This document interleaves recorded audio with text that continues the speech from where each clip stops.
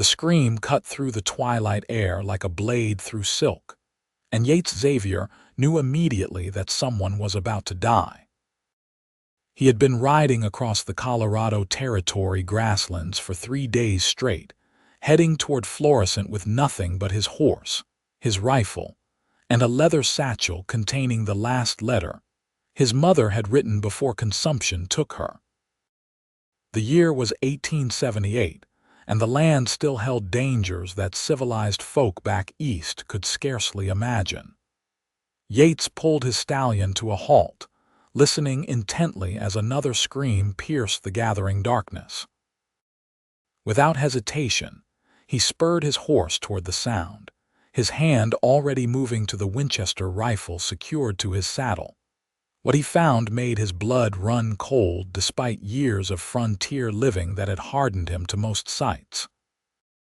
A covered wagon stood isolated in a small clearing, and circling it like predators sensing victory were at least a dozen gray wolves. Their eyes gleamed yellow in the fading light, and their lean bodies moved with the confidence of creatures that knew their prey was trapped. Inside the wagon, he could see movement, could hear the terrified whinnying of horses that had clearly broken their traces and fled, leaving whoever was inside stranded and defenseless. Yates did not hesitate. He raised his rifle and fired a shot into the air, the crack of the gunshot echoing across the plains. Several wolves turned toward him, their lips curling back to reveal sharp teeth.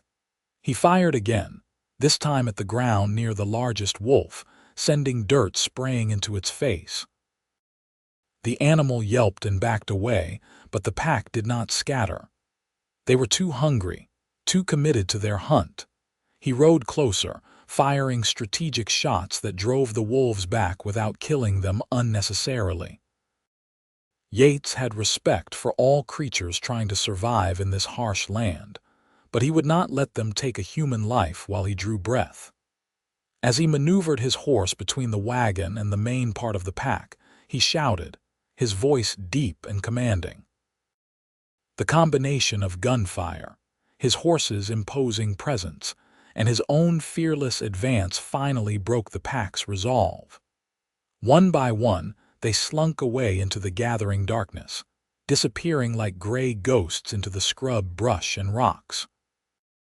Only when the last wolf had vanished did Yates lower his rifle and turn his attention to the wagon. The canvas cover was torn in several places, and he could see claw marks on the wooden sides where the wolves had tried to climb aboard. His heart was still pounding from the adrenaline of the confrontation as he approached cautiously. "You can come out now," he called. "They are gone." For a long moment, there was silence. Then the canvas flap moved and the most striking woman Yates had ever seen emerged into the twilight. She had auburn hair that caught the last rays of sunlight like burnished copper, and her eyes were a startling shade of green that reminded him of spring grass after rain. Those eyes were wide with fear and relief, and her hands trembled as she clutched the canvas. She looked to be in her early 20s, maybe 23 at most, just a few years younger than his own 26 years. "Are you hurt?" he asked, dismounting and approaching with his hat in his hands, trying to appear as unthreatening as possible despite his tall frame and trail-worn appearance. She shook her head, though her entire body was shaking. "No, they have been circling for over an hour. My horses bolted when the pack first appeared. I tried to fire my pistol, but I only had 6 shots and there were so many of them." Her voice was cultured with an accent that suggested education and refinement. This was no ordinary pioneer woman. "What is your name?" Yates asked gently. Georgiana Thompson." She climbed down from the wagon, her legs nearly giving out beneath her. Yates caught her arm to steady her, feeling the softness of her sleeve and the delicate bones beneath. She looked up at him with gratitude shining in those remarkable eyes. "Thank you, if you had not come when you did." "But I did come," he said firmly, "and you are safe now. He looked around at the darkening landscape, noting the isolation of her position. "What are you doing out here alone? Where is your family, your husband?" Georgiana's expression crumpled slightly, and she wrapped her arms around herself. "I have no husband. My father died of fever 2 weeks ago in Kansas. We were traveling to Colorado, to Florissant, where my aunt lives. She married a rancher there 5 years ago. After my father died, our traveling companions wanted to wait to take time to mourn, but She swallowed hard. "I could not bear to stay in that place where he died. I thought I could make the journey on my own. I had maps, supplies. I thought I was being brave, but I was just being foolish." Yates felt a surge of protectiveness that surprised him with its intensity. "You are not foolish. You are grieving and trying to survive. That takes courage." He looked at her wagon, assessing the situation with practiced eyes. "But you cannot stay here tonight, and you have no horses. I will make camp, and in the morning we will figure out how to get you to Florissant safely." She asked, her voice small and hopeful. He met her eyes steadily, making a decision that felt as natural as breathing. "I was heading to Florissant myself.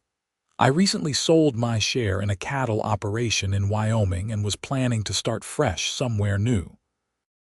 Seems like fate put me on this trail tonight." He paused, then added with quiet intensity, "Those wolves nearly took your life, Miss Thompson. Now let me protect it forever, or at least until I can get you safely to your aunt's door." Georgiana stared at him, something shifting in her expression.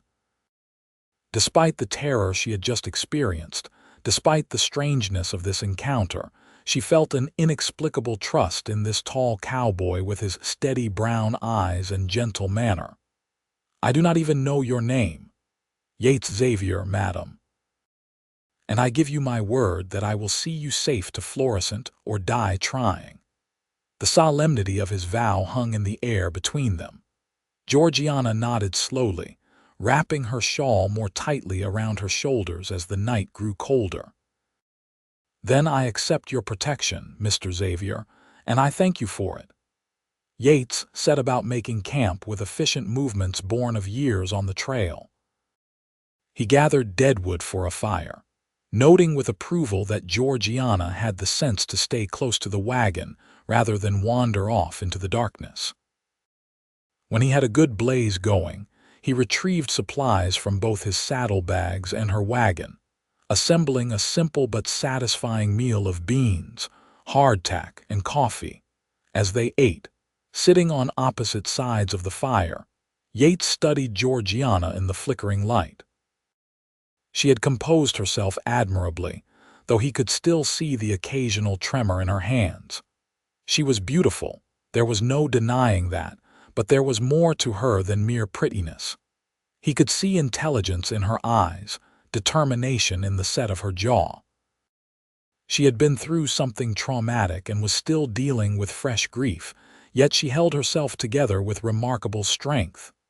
"Tell me about your father," he said quietly. "If you want to, that is." Georgiana looked up from her tin cup, surprised by the question. Most men she had known back east rarely asked about her thoughts or feelings. "He was a teacher," she said softly, "a professor of literature at a college in Boston. After my mother died 3 years ago, he became restless. He said the memories were too thick there, that he needed to see new horizons. He had always dreamed of the West, of wide, open spaces and new beginnings." "And you came with him," Yates said. "Of course. He was all I had left." She smiled sadly. "He used to read to me from the adventure novels, stories about brave pioneers and noble cowboys. He made it all sound so romantic, so exciting. The reality has been—" She trailed off, looking into the fire. "Harder than you expected," Yates finished. "Much harder.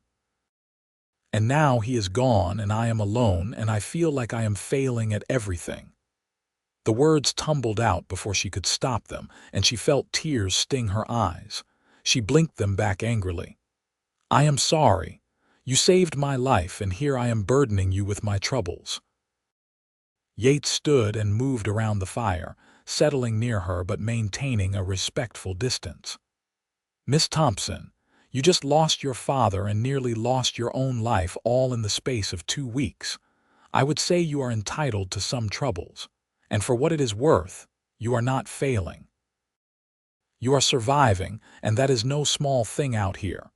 She looked at him, really looked at him, seeing past the trail dust and the weathered features to the kindness beneath. "Why are you being so kind to me? You do not even know me. I know you are brave enough to cross the frontier alone. I know you loved your father enough to leave everything familiar behind to accompany him on his dream. I know you did not fall apart when those wolves were circling, that you fought back even when you were terrified." He held her gaze. "That tells me plenty about who you are, Miss Thompson." Something warm unfurled in Georgiana's chest, something that had nothing to do with the fire. She found herself wondering about this man, this stranger who had appeared like an answer to a prayer she had not even known she was praying. "Tell me about yourself, Mr. Xavier. What brings a cowboy to Colorado territory all alone?" Yates settled back, stretching his long legs toward the fire. "I have been working ranches since I was 14 years old. Started in Texas, worked my way up through Kansas and into Wyoming. Saved every penny I could, learned the cattle business inside and out. 3 months ago, I sold my share in a ranch to my partners and decided it was time to start something of my own. I heard Colorado territory had good grazing land, reasonable prices, and room for a man to build something lasting." "No family?" Georgiana asked softly. His expression grew distant. "My father died when I was young, trampled by a spooked horse. My mother raised me alone, took in sewing to keep us fed. She was the strongest woman I ever knew." He reached into his shirt and pulled out a folded piece of paper, worn soft at the edges. "She died last winter. Consumption. This was her last letter to me. She told me to find a good place, build a good life, and fill it with love and family." Georgiana felt tears well up again, but this time they were not just for her own loss. "I am so sorry, Mr. Xavier." "Yates," he said. "Just Yates. And I am sorry for your loss too, Miss Thompson." "Georgiana," she replied, managing a small smile. "If we are to travel together, we should use our given names." "Georgiana," he repeated, and the way he said it, with that gentle drawl, made something flutter in her stomach. They talked late into the night, long after the fire had burned down to glowing embers. Yates told her about life on the trail, about the beauty and harshness of the frontier. Georgiana told him about Boston, about her love of books and music, about her father's lectures and the students who had adored him. They discovered shared values despite their different backgrounds. Both believed in hard work, in honesty, in the importance of building something meaningful with one's life. When Georgiana finally retired to her wagon and Yates rolled out his bedroll near the fire, they both lay awake for a long time, thinking about the strange twist of fate that had brought them together. The wolves' attack had been terrifying, but it had also been the catalyst for something neither of them quite understood yet, something that felt like the beginning of a story rather than just a chance encounter on a dangerous trail. The next morning dawned clear and bright, the sky a brilliant blue that seemed to stretch forever. Yates was already up and moving when Georgiana emerged from her wagon, her hair braided and her dress as neat as trail conditions allowed. He had made coffee and was examining her wagon with a critical eye. "The damage is not too bad," he said when she joined him. "The canvas can be patched. The bigger problem is the horses. We will need to track them down or get you new ones." Georgiana bit her lip, worry creasing her brow. "I have some money saved, but not enough for 2 horses, and I have no idea how to track the ones that ran off." Yates considered for a moment. My stallion is strong enough to pull your wagon if we lighten the load a bit. It will be slow going, but we can make it to Florissant in about 3 days if the weather holds. Once we are there, we can figure out the horse situation." "You would do that?" Georgiana asked, touched by his generosity. "But that will slow you down terribly. You have your own plans, your own dreams to chase." He looked at her with an expression that made her breath catch. "Miss Georgiana, I meant what I said last night. I will see you safe to your destination. My plans can wait a few extra days." They spent the morning reorganizing the wagon, and Yates was surprised by what he found.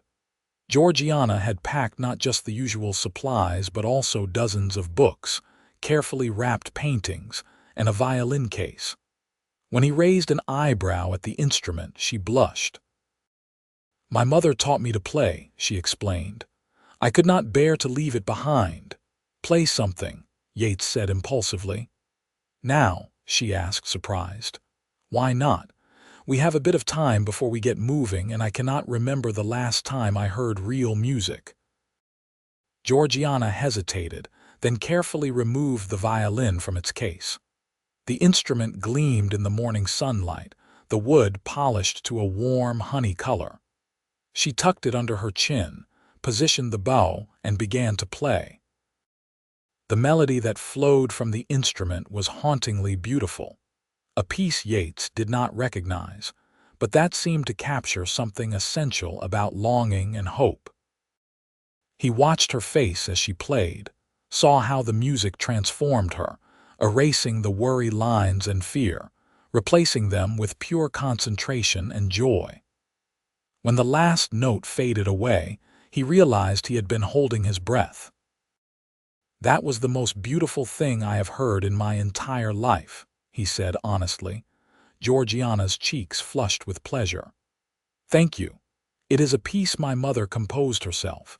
She never had it published, but I memorized it as a way to keep her with me." "She lives on through you and through that music," Yates said. "That is a fine legacy." They packed the violin carefully and finished preparing for the journey.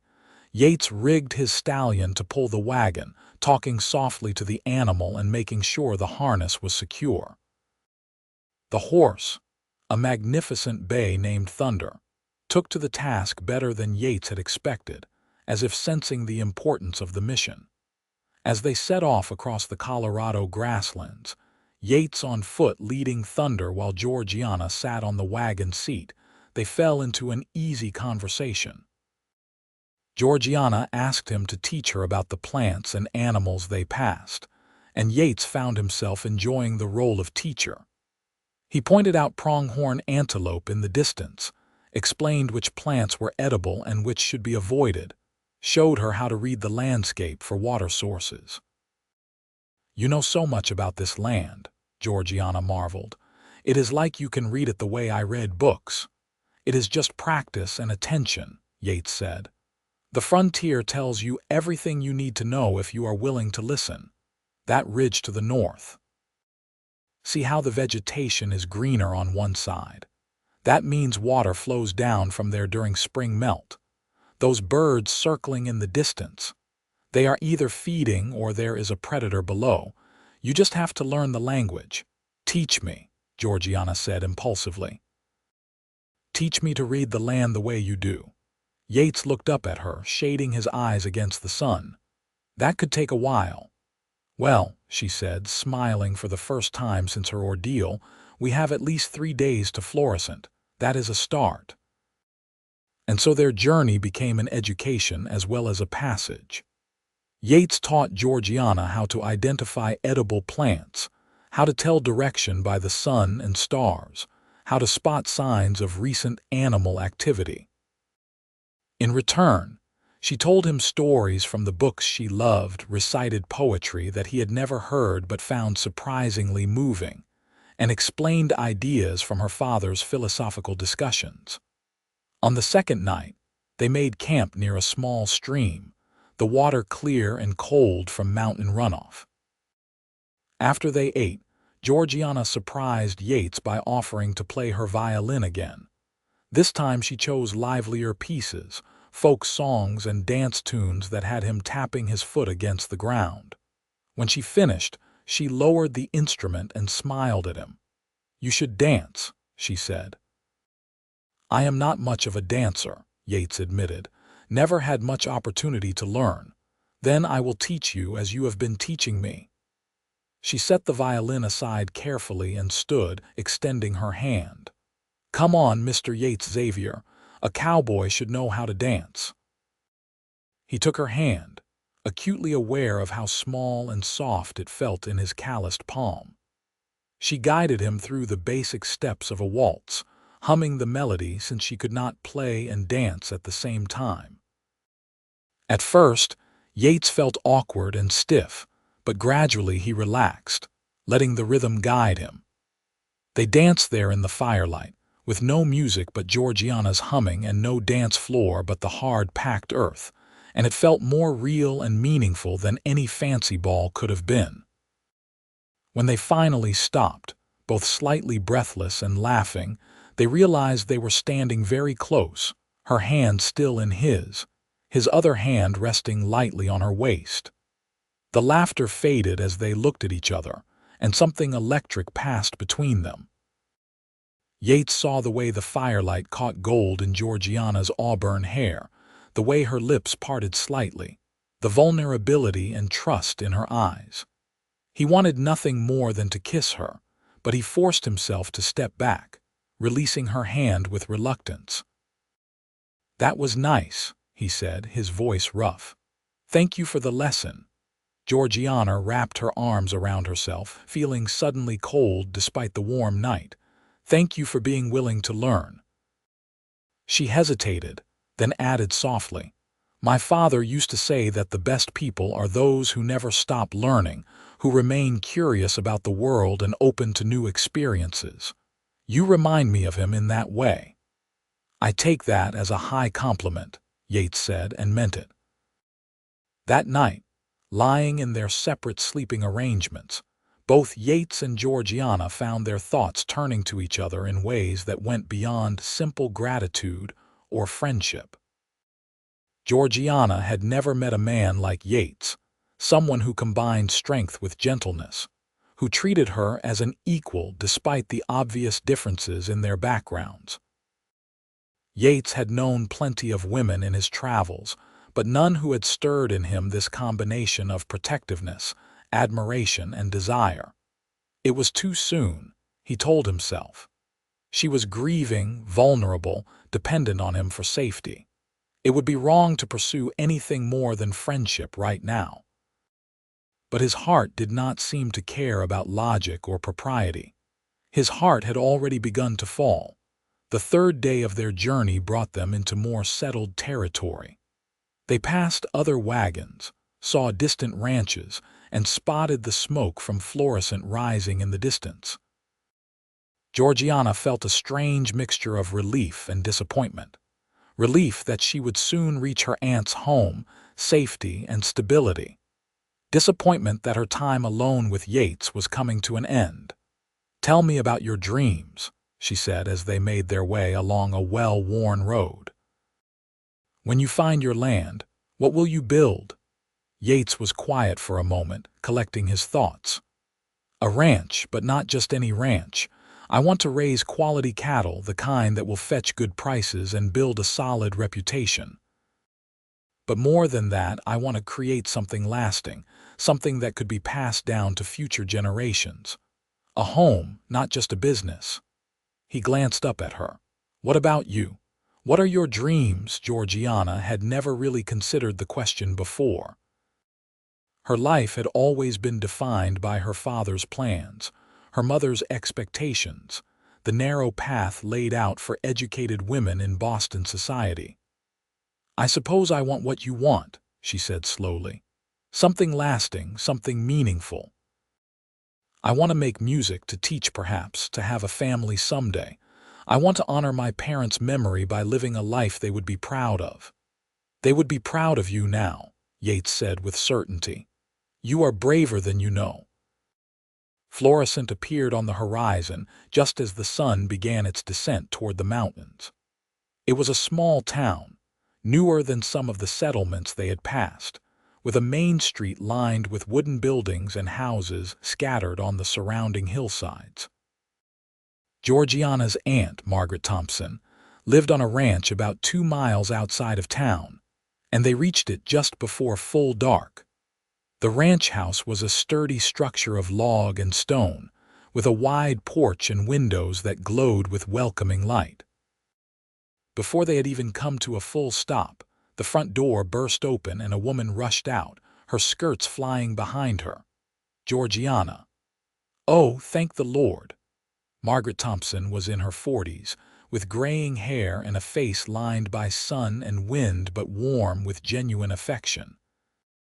She pulled her niece into a fierce embrace the moment Georgiana climbed down from the wagon. We received your telegram that you were coming, but when you did not arrive days ago, we feared the worst. I am sorry, Aunt Margaret. I ran into some trouble on the road, but Mr. Xavier rescued me and brought me safely here. Georgiana turned to introduce Yates, who stood holding Thunder's reins, looking uncertain about his place in this family reunion.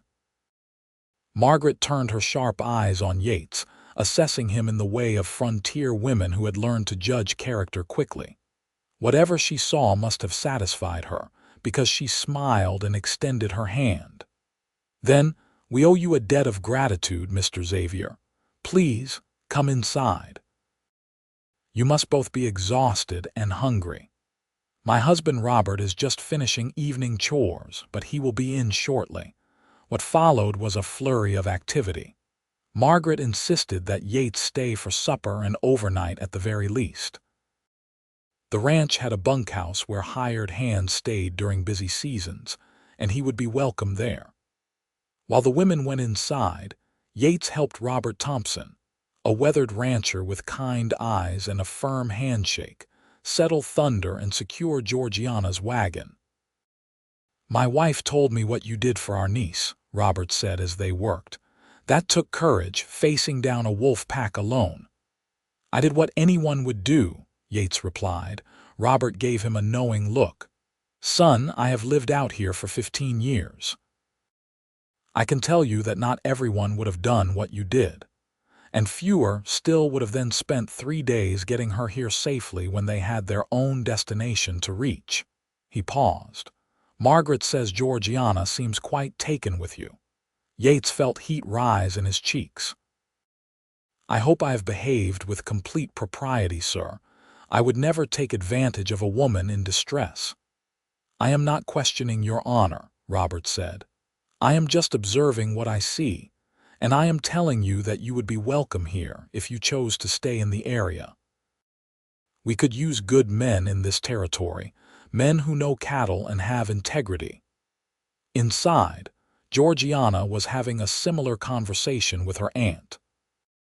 After she had washed up and changed into clean clothes, she sat at the kitchen table while Margaret prepared supper, and the whole story came pouring out. Her father's death, the lonely journey, the wolf attack, and Yates's rescue. He saved my life, Aunt Margaret. And then he spent 3 days bringing me here, teaching me about the frontier, treating me with such respect and kindness. Georgiana's voice caught. I know it is too soon after Papa's death. I know I should not be feeling this way, but I cannot help it. When I think about saying goodbye to him, about him riding off to find his own land and never seeing him again. Margaret set down the spoon she was holding and came to sit beside her niece, taking her hands. My dear girl, grief does not follow a schedule, and neither does the heart. You have been through a terrible ordeal, and yes, you are vulnerable right now. But I do not think that means your feelings are invalid. Tell me, what kind of man is this Yates Xavier? Georgiana described him, trying to put into words the qualities that made Yates special. His quiet strength, his gentle manner, his respect for her intelligence, his willingness to teach her rather than dismiss her ignorance of frontier ways. As she spoke, Margaret's expression softened. He sounds like a good man, she said finally. Those are rare enough anywhere, but especially rare in the territories where so many men are running from something or chasing fool's gold. A man who keeps his word, who treats a woman with respect, who has the courage to face danger for a stranger. That is a man worth knowing better. But what if he does not feel the same way? Georgiana asked, voicing her deepest fear. What if to him I am just a duty he fulfilled, a woman who needed help and nothing more? Margaret smiled knowingly. Then we will find out at supper, won't we? Because if that man looks at you the way I suspect he does, we will have our answer. When they all gathered around the table, the answer became clear quickly.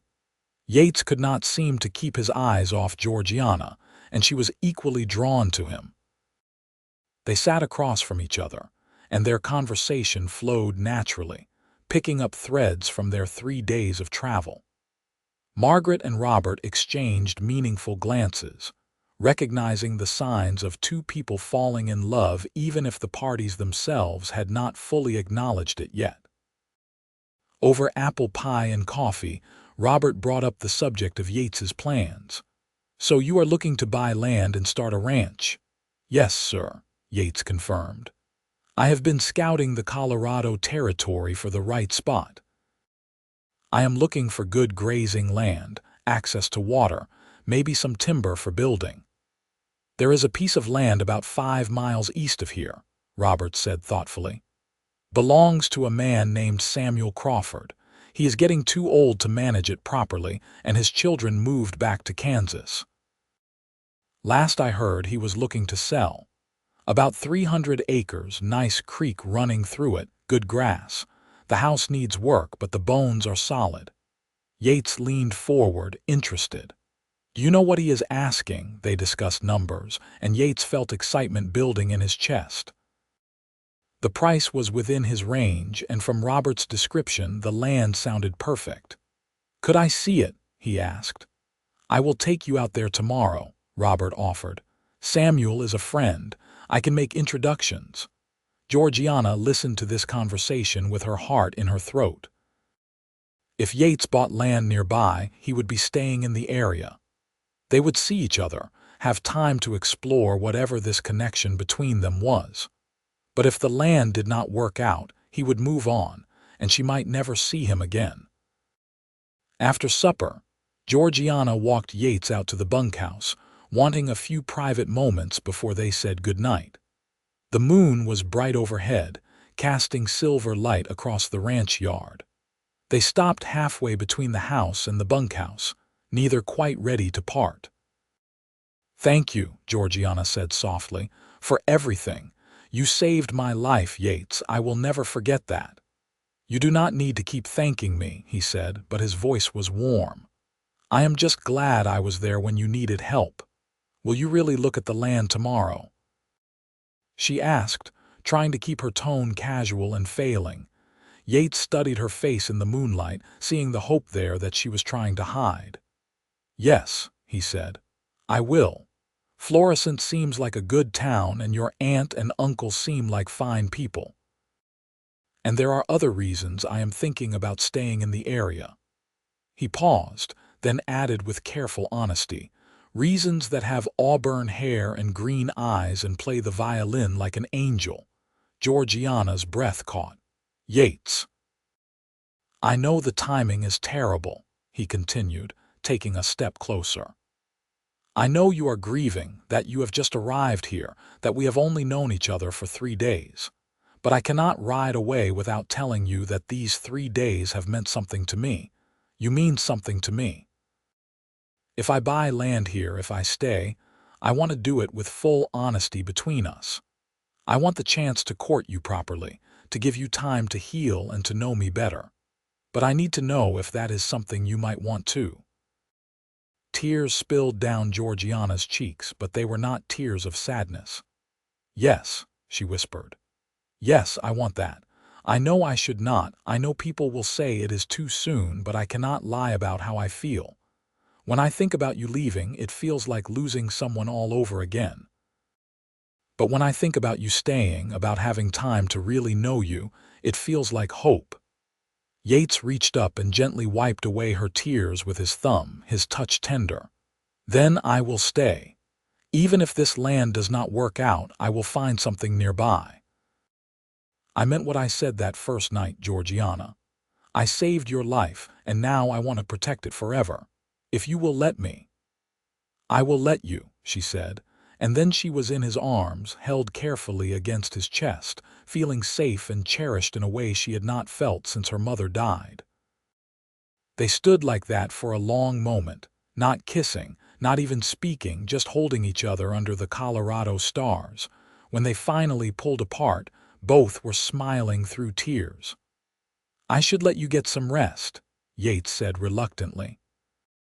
"Will I see you in the morning before you go to look at the land? You will see me at breakfast, and every morning after that if I have any say in it," he promised.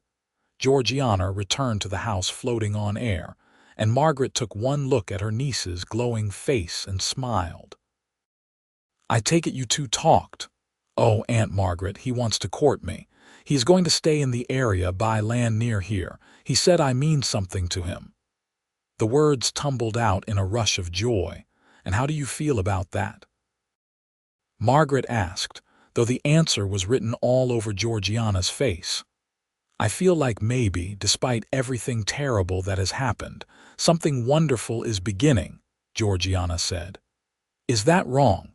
Should I wait longer to honor Papa's memory?" Margaret pulled her niece into a hug. "Your father wanted you to be happy. He wanted you to build a good life in the West. I think he would be glad to know you found someone to build that life with, someone who values you and treats you well.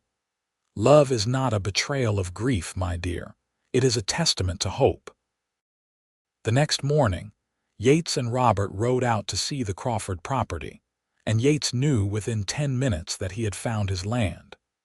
The 300 acres rolled gently across grassland and through a small valley where a clear creek bubbled over smooth stones.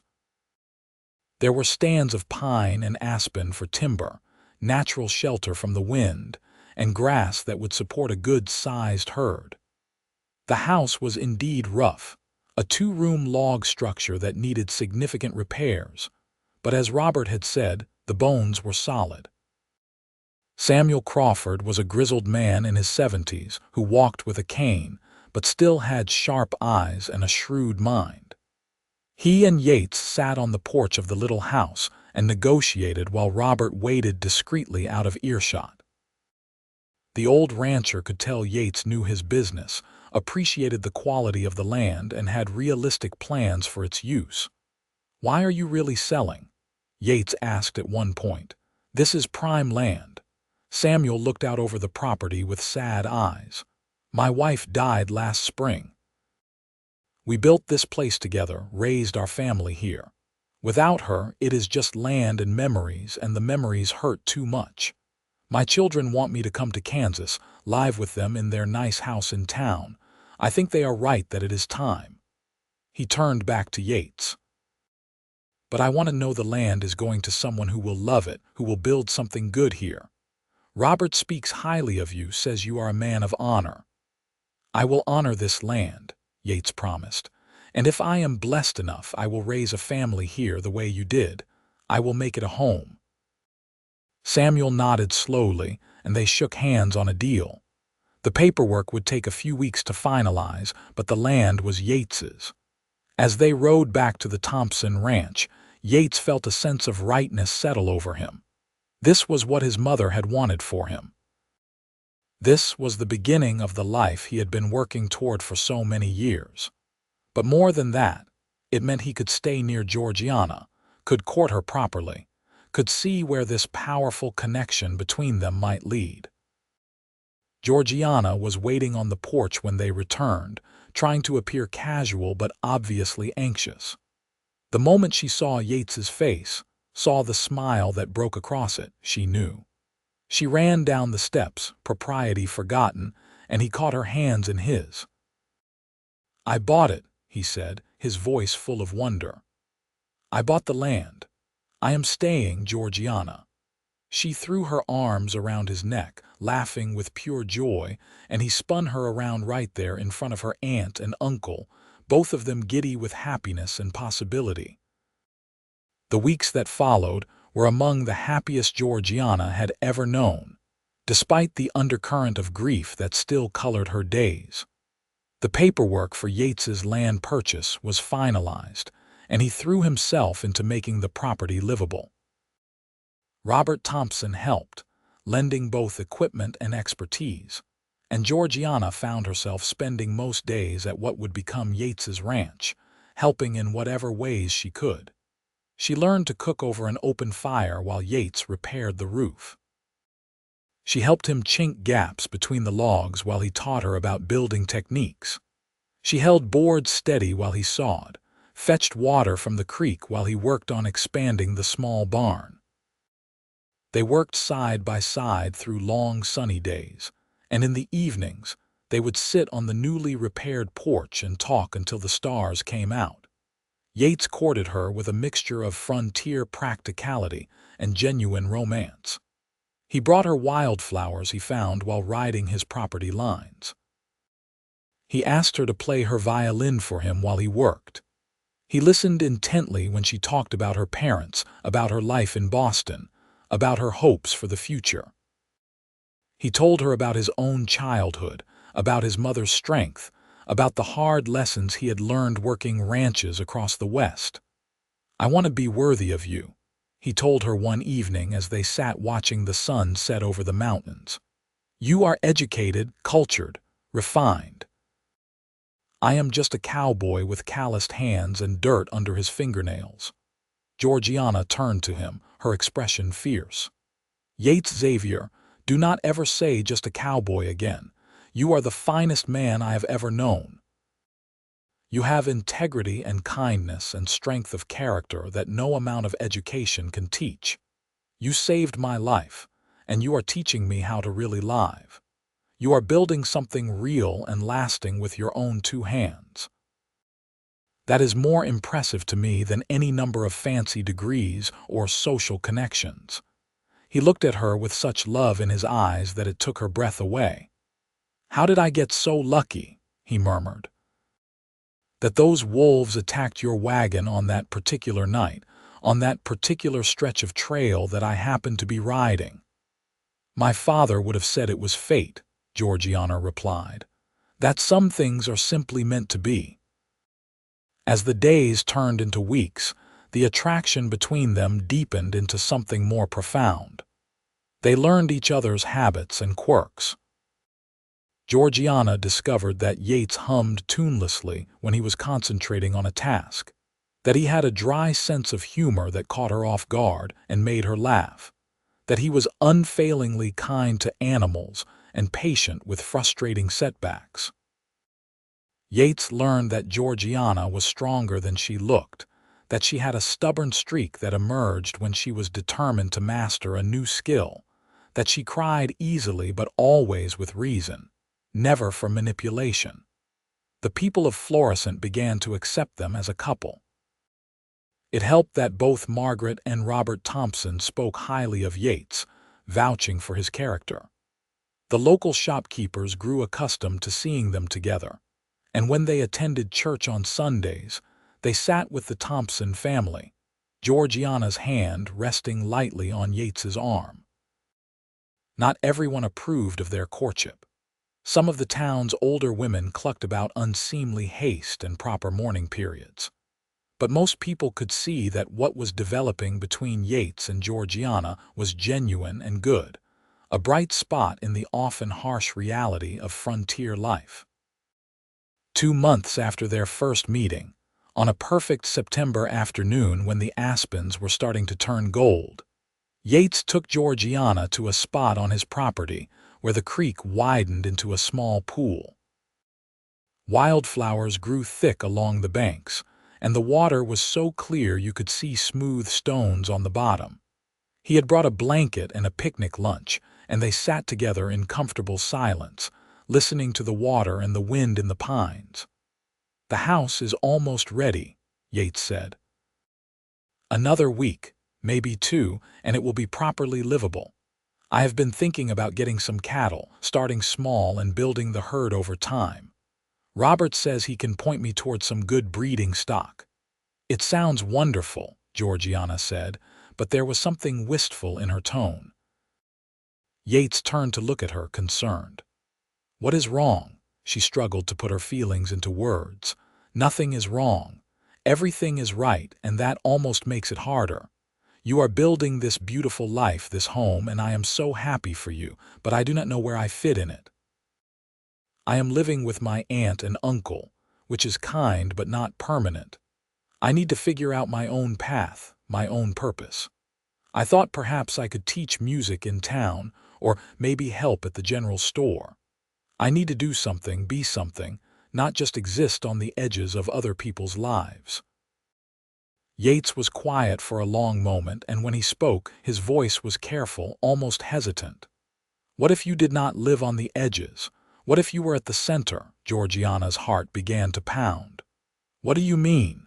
He took both her hands in his dark eyes intense and sincere. Georgiana, I know we have only known each other for 2 months. I know that is not long by most people's standards, but I also know my own heart, and I know what I want. I want to wake up every morning and see your face. I want to build this ranch into something fine, and know you are beside me every step of the way. I want to hear your violin in the evenings and your laughter during the day. I want to give you a home and a family and a life full of meaning and purpose. Tears were streaming down Georgiana's face now, but she did not interrupt. When I saw your wagon circled by those wolves, when I heard you screaming, something in me knew that my life was about to change forever. Saving your life was not just about being in the right place at the right time. It was about finding my reason, my purpose, my future. He released one of her hands to reach into his pocket, pulling out a simple gold band. This was my mother's wedding ring. She left it to me in her letter, told me to give it to the woman who made my heart sing. Georgiana Thompson, you make my heart sing. Will you marry me? Will you let me protect your life and cherish it forever? Georgiana could barely see through her tears, but she managed to nod, then found her voice. Yes. Yes, Yates, I will marry you. I love you. I think I started falling in love with you that first night when you stood there by the fire and promised to keep me safe. You have kept that promise every single day since, and I want to spend the rest of my life keeping promises to you too. He slipped the ring onto her finger, and it fit as if it had been made for her. Then, finally, after 2 months of careful courtship and restrained affection, Yates Xavier kissed Georgiana Thompson. It was a kiss full of promise and passion, tender and fierce all at once, and when they finally pulled apart, both were breathless and smiling. When? He asked. When can we get married? Georgiana laughed, giddy with happiness. As soon as you want. I have no family to notify except Aunt Margaret and Uncle Robert, and they already know how we feel about each other. The house is almost ready. Why wait? Why wait indeed? Yates agreed and kissed her again. They were married 3 weeks later in the small church in Florissant, with what seemed like the entire town in attendance. Margaret and Robert stood up with them, beaming with pride and joy. Georgiana wore a simple but elegant dress that Margaret had helped her sew, and she carried a bouquet of the same wildflowers Yates had been bringing her throughout their courtship. Yates wore his best clothes, his hair neatly trimmed and his boots polished until they shone. The ceremony was simple but heartfelt. When the minister asked if Yates would take Georgiana as his wife, his response rang out clear and strong. I will.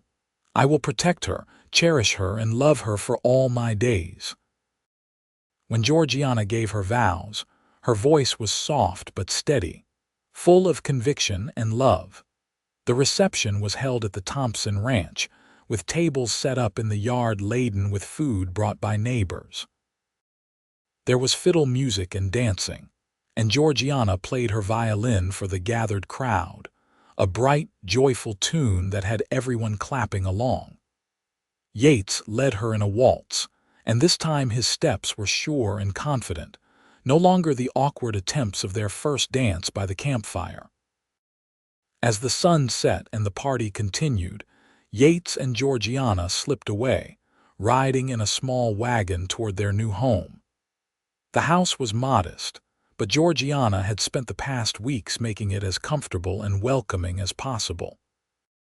Curtains hung at the windows, braided rugs covered the wooden floors, and wildflowers in mason jars brightened every surface.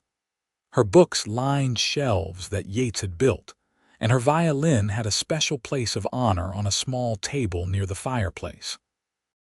That night, as they lay together in their marriage bed, Georgiana traced the lines of Yates's face with gentle fingers.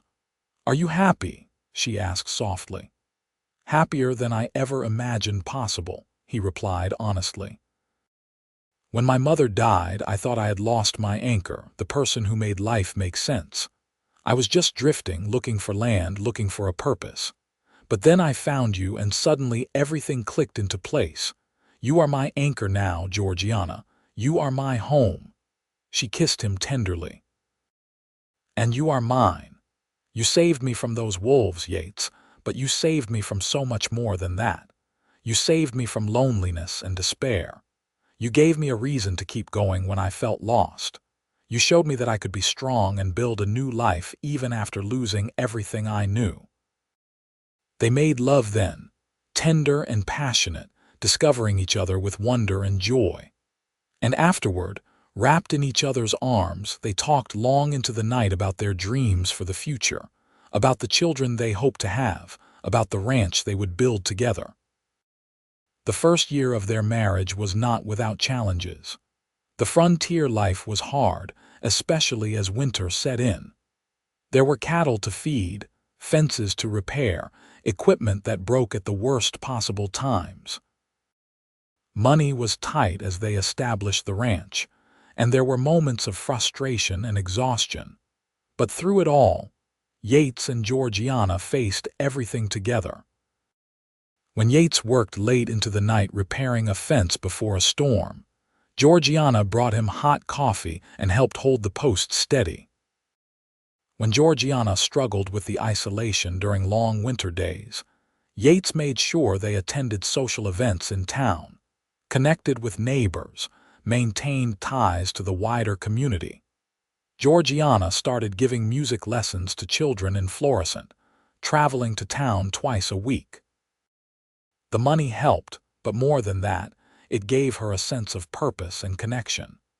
She was passing on her mother's legacy, sharing the gift of music with a new generation. Her students adored her, and soon she had a waiting list of children wanting to learn. Yates built the ranch slowly but surely, making smart decisions and never overextending. He gained a reputation as a fair dealer and a knowledgeable rancher. Other cattlemen began seeking his advice, and he was elected to the local Cattlemen's Association. Through it all, he never forgot that Georgiana was his partner in every sense. He consulted her on major decisions, valued her input, and made sure she knew that her contributions to their life were just as important as his. In the spring of their second year of marriage, Georgiana discovered she was pregnant. She told Yates one evening as they sat on their porch watching the sunset, a ritual that had become sacred to them. She simply took his hand and placed it on her still flat stomach, looking up at him with shining eyes. Understanding dawned in his face, followed by pure joy.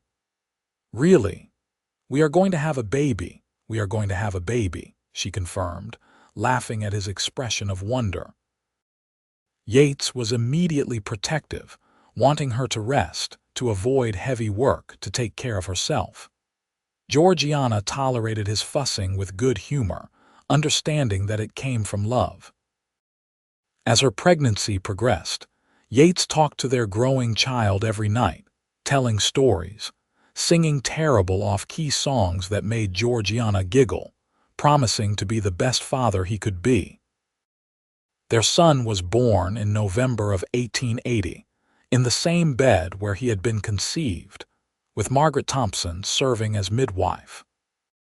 It was a long labor, and there were moments when Yates thought he might go mad with worry, but finally, a baby's cry filled the little house, and Margaret placed a squirming, red-faced infant in his arms. "You have a son," she said, smiling. Yates looked down at the tiny face, at the shock of dark hair and the little fists waving in the air, and felt his heart expand in a way he had not known was possible. "He is perfect," he whispered.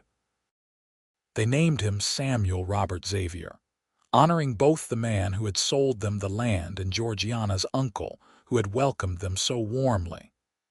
Samuel was a healthy, loud baby who kept his parents awake at night, but filled their days with wonder. Yates discovered that he loved fatherhood, loved holding his son, teaching him about the world even when the baby was too young to understand. Georgiana bloomed as a mother, patient and loving, singing lullabies and playing soft violin melodies that always seemed to soothe Samuel when he was fussy. She and Yates worked together seamlessly, splitting responsibilities and supporting each other through the challenging early months of parenthood. The ranch continued to grow. Yates's careful management and good instincts paid off, and by Samuel's first birthday, they had a thriving operation. They hired their first employee, a young cowboy named Thomas who had fallen on hard times and needed work. Yates remembered what it was like to be young and struggling, and he paid fair wages and treated Thomas with respect.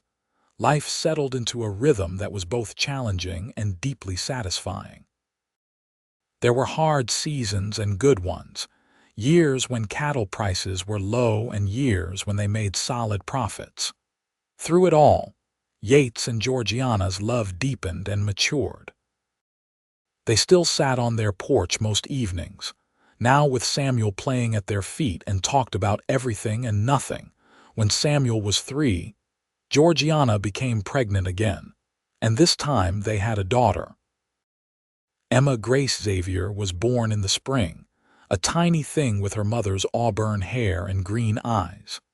Yates fell in love all over again, marveling at how such a small person could command such absolute devotion. The years passed in a blur of activity and love. Samuel grew into a sturdy boy who followed his father everywhere, learning about cattle and horses and the land. Emma was quieter but equally determined, and she showed an early aptitude for music that delighted Georgiana. 2 more children followed, another son named Thomas William and a daughter called Mary Catherine. And the little house that had seemed adequate for a newly married couple had to be expanded multiple times to accommodate the growing family. Yates built a larger house on a rise overlooking the creek, a proper ranch house with multiple bedrooms, a spacious kitchen, and a parlor where Georgiana could give music lessons. The old house became a guest house and then storage, a reminder of humble beginnings. The ranch prospered, becoming one of the most respected operations in the region. Yates's reputation grew, and he was instrumental in bringing schools and better infrastructure to the area. Georgiana's music students went on to teach others, spreading the gift of music throughout the territory. Together, they became pillars of the flourishing community, known for their generosity and fairness.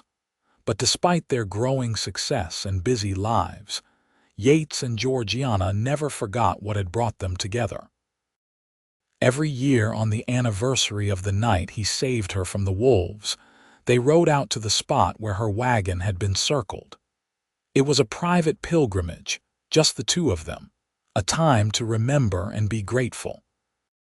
On their 20th anniversary, they made that ride with their 4 children accompanying them. Samuel was a young man of 19 now, already running much of the ranch operation. Emma was 17 and engaged to be married to a young rancher from a neighboring county. Thomas was 15 and already taller than his father, and Mary was 13, still her father's little girl despite her growing independence. They stopped at the spot, and Yates told the story again, the way he did every year. how he had heard screams and ridden toward danger, how he had found their mother surrounded by wolves, terrified but fighting, how he had scattered the pack and promised to protect her forever. And he kept that promise, Georgiana added, taking Yates's hand. Every single day for 20 years, your father has kept that promise. He has protected not just my life, but the life we built together, our family, our home. Tell them what you said to me that night, Yates prompted, smiling at his wife. Georgiana laughed, remembering. I said I did not even know his name.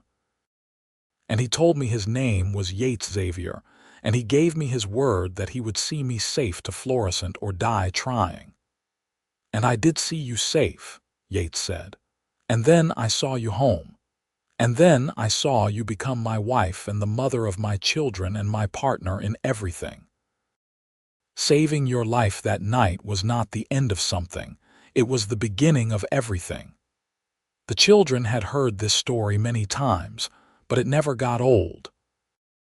There was something magical about standing in the actual spot where their parents' story began, imagining that night when fate or providence or simple chance had brought two souls together. As the sun set, casting long shadows across the grass that had grown where wolves once circled, the Xavier family stood together. 4 children and 2 parents who had built a life and a legacy from a moment of danger and a promise of protection. More years passed. Samuel married and started his own family, building a house on the eastern section of the ranch. Emma's marriage was happy and fruitful, giving Yates and Georgiana their first grandchildren. Thomas went to Denver for college, studying agriculture and bringing new ideas back to the ranch. Mary, defying expectations, became a teacher and opened a school in Florissant where she taught both academic subjects and music. Yates's hair turned silver, and his movements became a bit stiffer with age, but his mind stayed sharp, and his love for Georgiana never wavered.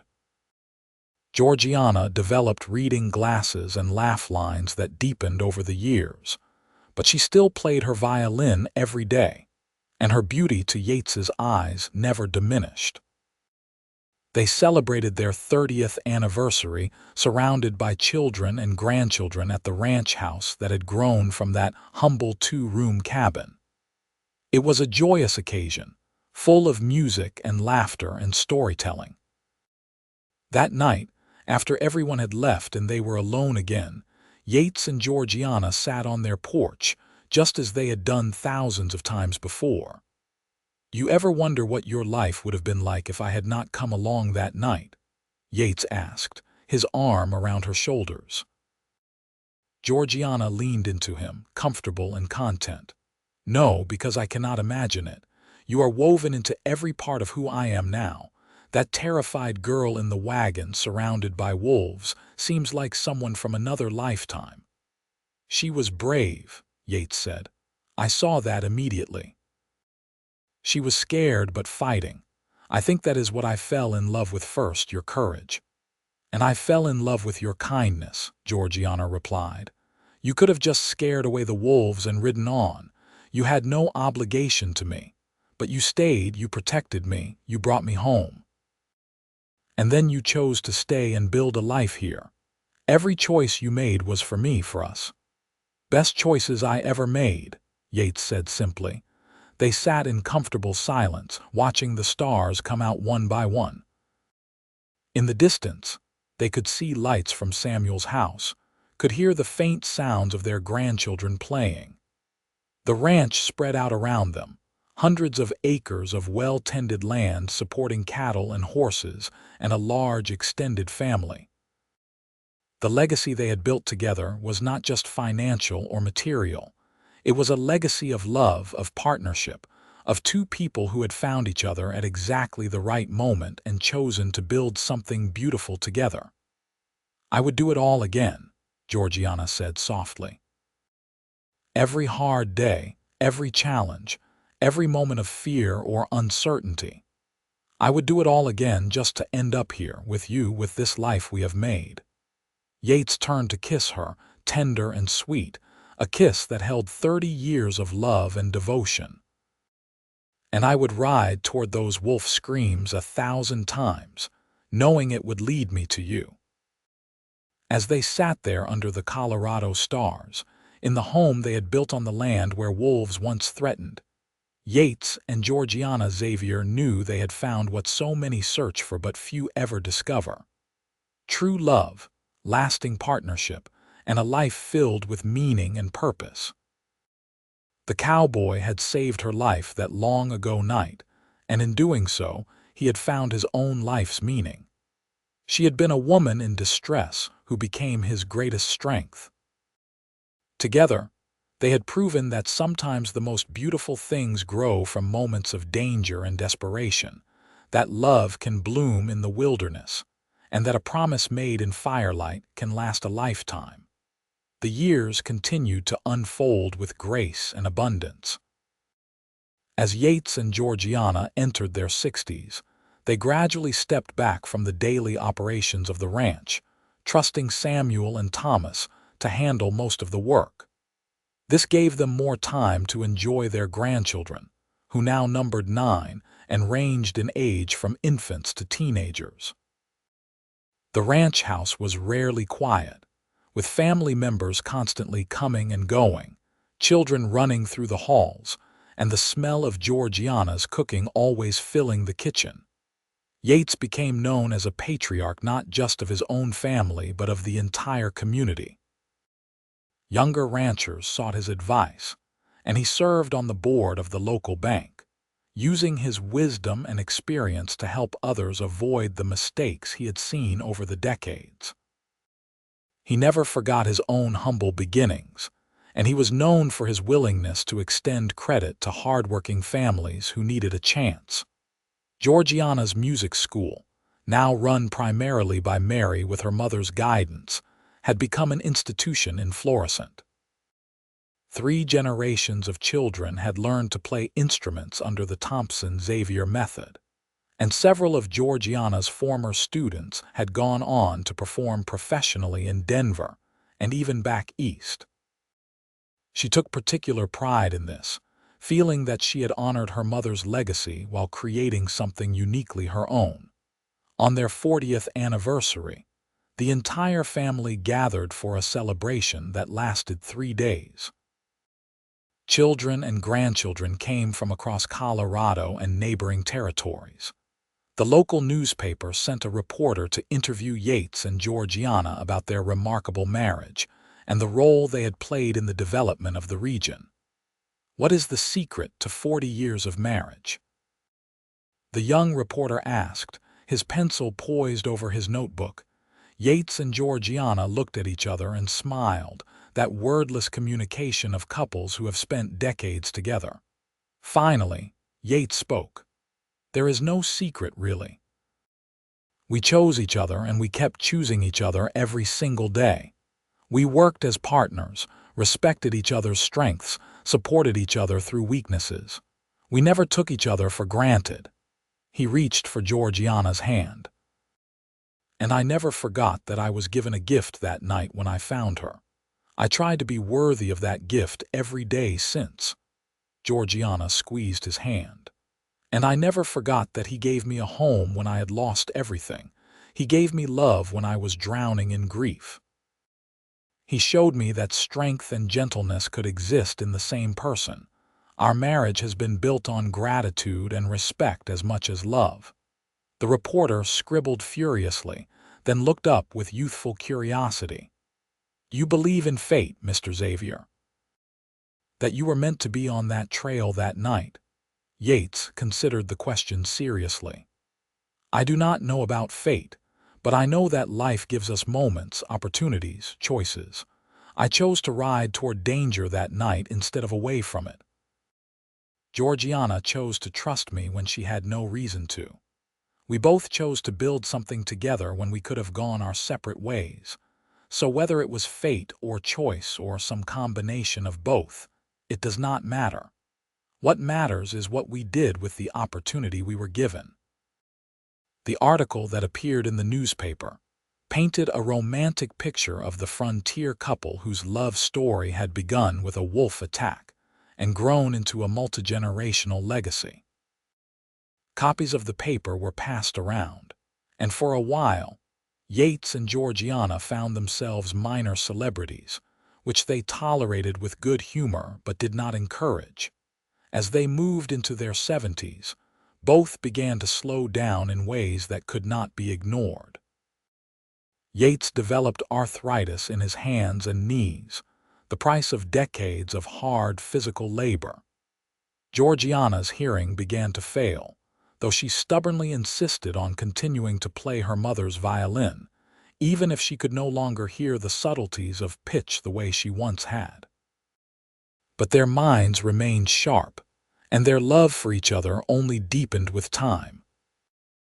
They spent more hours on the porch, now with blankets over their knees even in summer, watching their grandchildren play and their children manage the ranch that had grown far beyond anything they had imagined that first day Yates had seen the property.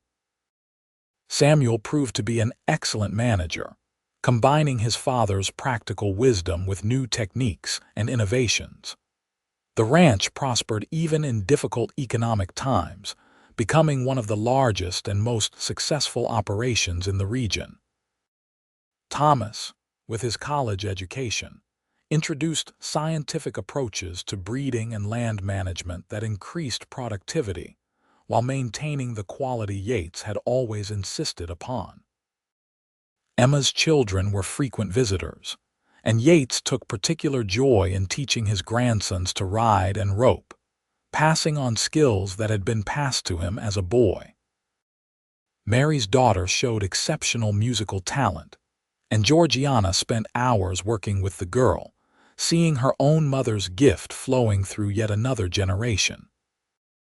On a crisp autumn morning in 1918, 40 years after that fateful night when wolves circled a wagon, Yates woke early and lay quietly, listening to Georgiana breathe beside him. She was still beautiful to him, her hair now white but still thick, her face lined but still the face that had looked up at him with such trust and gratitude all those years ago. He thought about the journey they had taken together, from that moment of terror and rescue to this peaceful morning in a comfortable bed in a house filled with love. He thought about the 4 children they had raised, the 9 grandchildren who called him Papa Yates, the great-grandchildren who were just beginning to arrive.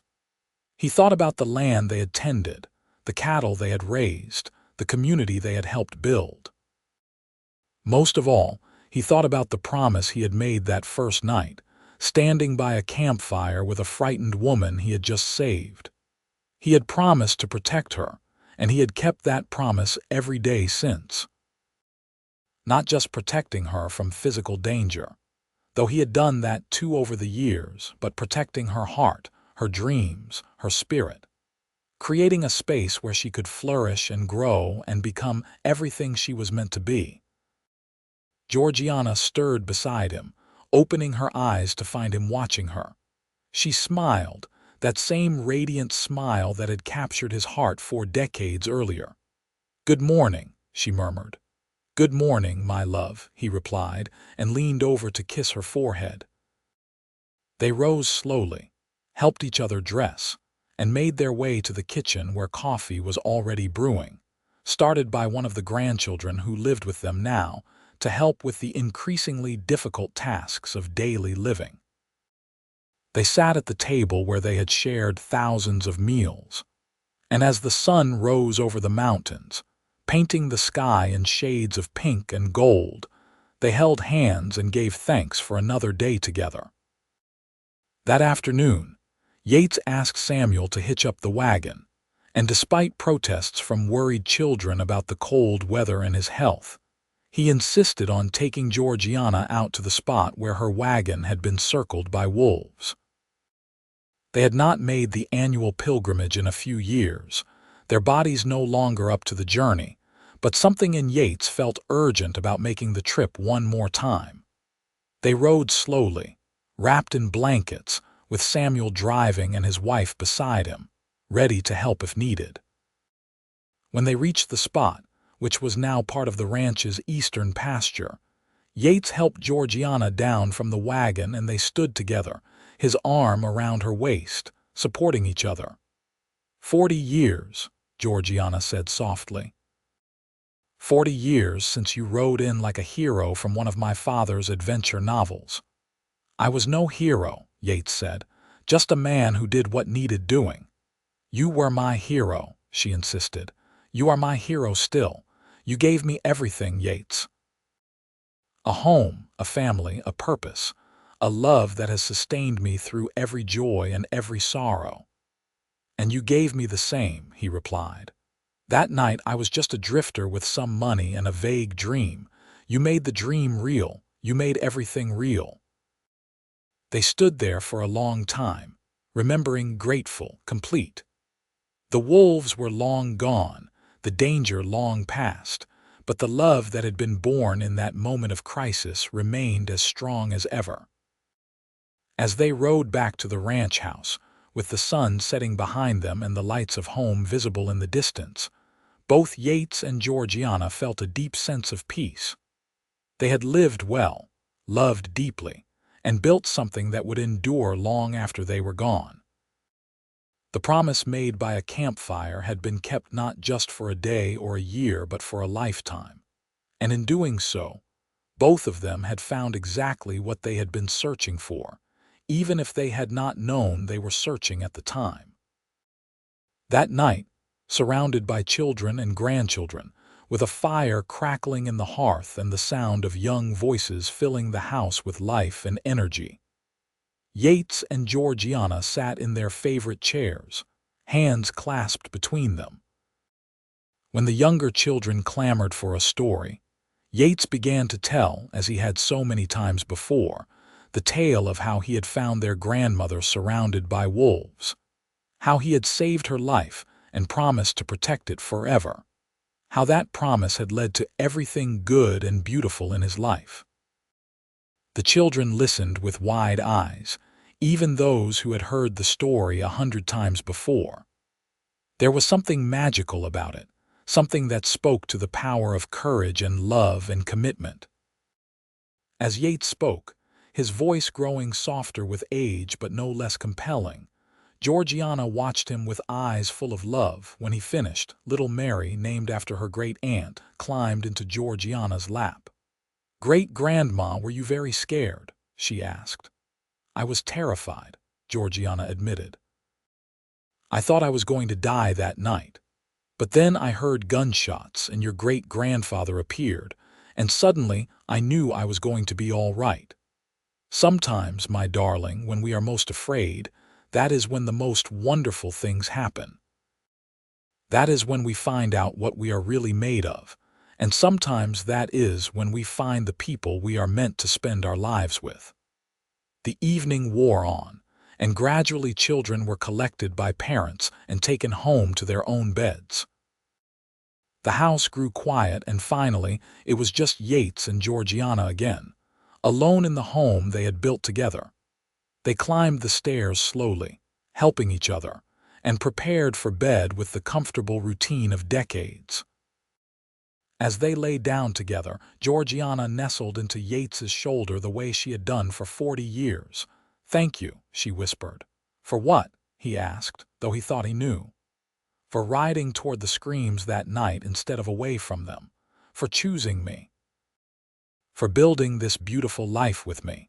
For keeping your promise every single day." Yates held her closer, feeling the fragile weight of her in his arms, this woman who had been his whole world for so long. "Thank you for trusting me when you had every reason not to.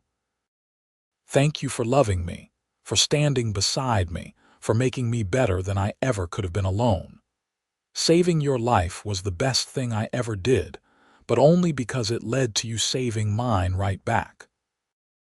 They drifted off to sleep together, their breathing synchronized, their hearts beating in the same rhythm they had found 4 decades earlier by a campfire under the stars. Outside, the Colorado wind whispered through the pines, and somewhere in the distance, a coyote howled at the moon, but inside the ranch house, all was warm and peaceful and complete. The promise made in firelight had been kept. The life saved had flourished into something neither of them could have imagined that terrifying night when wolves circled, and a cowboy rode to the rescue. Yates Xavier had found his land, built his ranch, and raised his family, but more importantly, he had found his heart's home in Georgiana Thompson. And she had found in him not just a rescuer, but a partner, a love, a life. Their story became family legend, passed down through generations. The children and grandchildren and great-grandchildren who came after remembered the tale of the wolves and the wagon, of the promise and the lifetime of love that followed. The ranch remained in the family, growing and changing, but always carrying the legacy of its founders.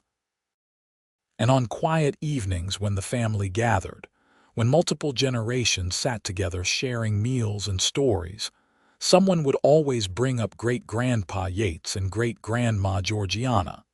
How they met, how they loved, how they built something lasting from a moment of crisis. The story never got old because it contained eternal truths about courage and love, and the power of keeping promises.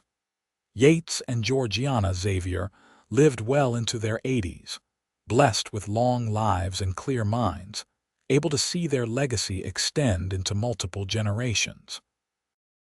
When they finally passed, within months of each other as longtime couples often do, they were laid to rest on a hill overlooking the ranch, with a simple headstone that read, "Together they found home."